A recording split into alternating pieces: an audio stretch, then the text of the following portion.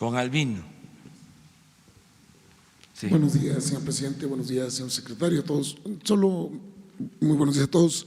Un pequeño derecho de réplica. Aquí se ha dicho que yo soy de ACM Canal 54, Torreón, Coahuila, que nos manda Morena, que nos mandan los comités estatales. Yo solamente quiero aclarar por mi parte que no pertenezco a ninguna organización, que vengo con mis gastos propios, que no percibo ninguna prestación de presidencia, que trabajo bajo mi propia responsabilidad y con mi propio esfuerzo. Creo que también debe ser respetado, porque se debe hablar con verdad. Señor presidente, en esta mañana le saludo y pregunto, está en boga el tema Medina Mora, el ministro. No es el primero que renuncia, en el 93 hay un antecedente. No es en sí la renuncia de Eduardo Medina Mora, pero está sujeto a una investigación. En el 93 pasó algo similar con un ministro que incluso terminó sus días en prisión y luego en su casa en prisión domiciliaria. La pregunta sobre el tema es concreta. A pesar de estar acusado de proteger a un empresario violador, a aquel ministro, y de la investigación que lleva la UIF con Medina Mora, ya se habla de que no pierda sus saberes económicos, es decir, sus emolumentos, sus percepciones. Y la sociedad pregunta, pues, estoy en el capítulo 4 del artículo 94.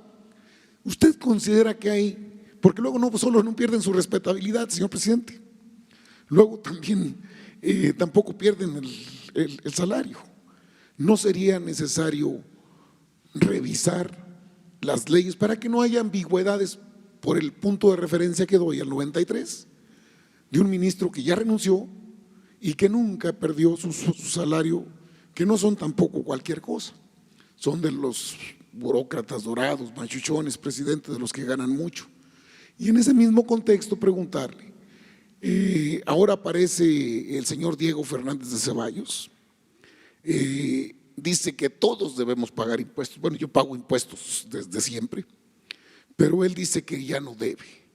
Y entonces el juego de los 990 millones, digo, de los 245 millones de impuestos del rancho allá en Querétaro, del municipio de Colón, pareciera pues que hay una serie de circo mediático, político, porque ya sale también pues, los adversarios de la Cuarta Transformación, Partido de Acción Nacional, Partido de la Revolución Democrática, para decir que usted no nombre a un ministro carnal, como si no conociéramos el pueblo mexicano al menos, cómo se elegían antes y cuál era el procedimiento de elegir ministros, como se ha hecho esta vez. Solo que parece que no les gusta que lo elija el titular del Ejecutivo y sin embargo le corresponde, porque así lo marca la ley, enviar la terna. Preguntarle sobre estos dos temas así rápidamente, presidente. Su opinión, señor. Sí, mire, no sé, cuando hay una renuncia, en este caso, creo que hoy el Senado va a resolver sobre este asunto. En definitiva, pienso que ya no se puede estar recibiendo un sueldo y no creo tampoco que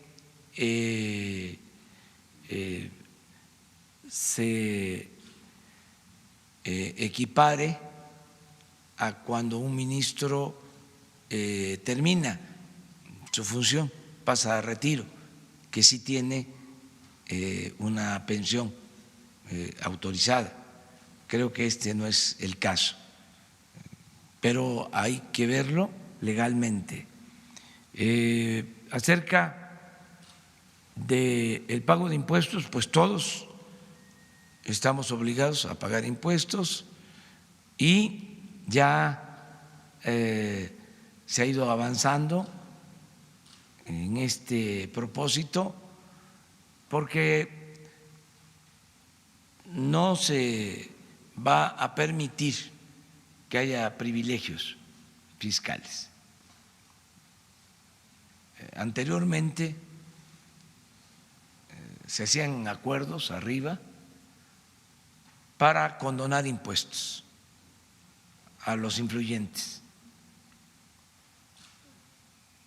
habían mecanismos legales, la llamada consolidación fiscal, por ejemplo, en donde una empresa importante también era dueña de otra o de varias empresas menores, entonces se distribuía la utilidad en la empresa importante y en las otras que eran virtuales prácticamente, fachadas. Y como se distribuían las utilidades entre todas, el resultado era de que no había ganancias y a veces hasta pérdidas. Y por lo mismo no se pagaba impuesto. Este fue un mecanismo creado desde el presidente Echeverría, porque es interesante, ¿no? Se habla de la confrontación de empresarios con el gobierno de Luis Echeverría, pero ahí surgió, en ese sexenio, la consolidación fiscal.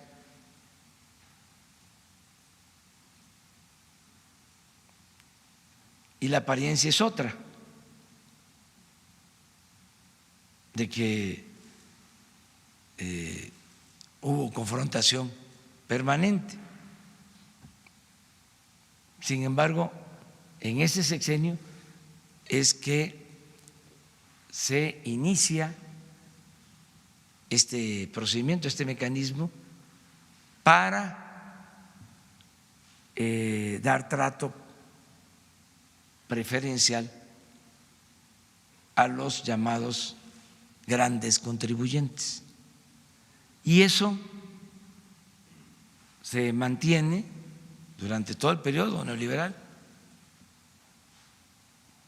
más mecanismos como la condonación de impuestos y últimamente mecanismos francamente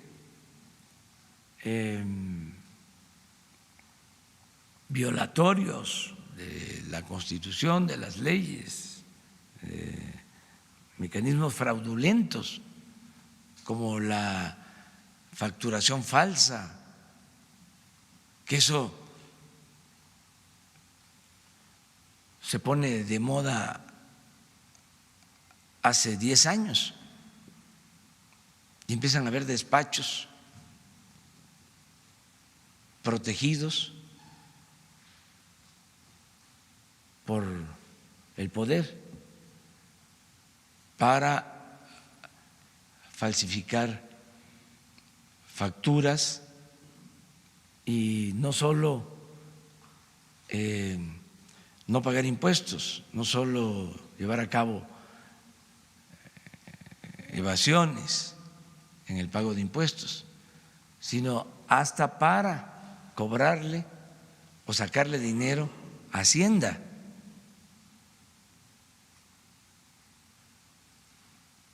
Delincuentes de cuello blanco.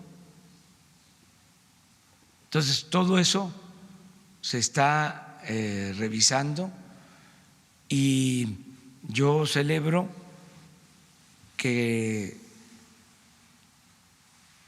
hay aceptación por parte del pueblo en que se terminen con todas esas prácticas, que no es posible que toda la carga en el pago de impuestos la lleven los trabajadores, la clase media,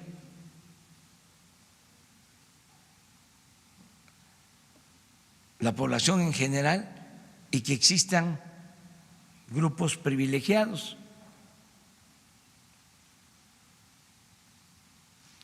Ya hay más conciencia, La vez pasada hablé incluso de cómo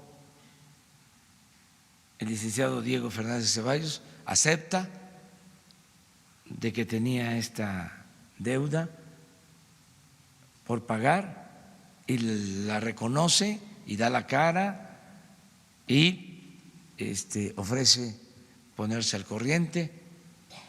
Pues así, todos. Es lo mismo de la corrupción, o es una variable de corrupción que no se vea como una gracia el que no se paguen los impuestos, que no se le aplauda al corrupto, que se estigmatice la corrupción, Pero dice que no se vea bien a quienes nos actúen con honestidad. Eso es parte también de la transformación, es parte del cambio.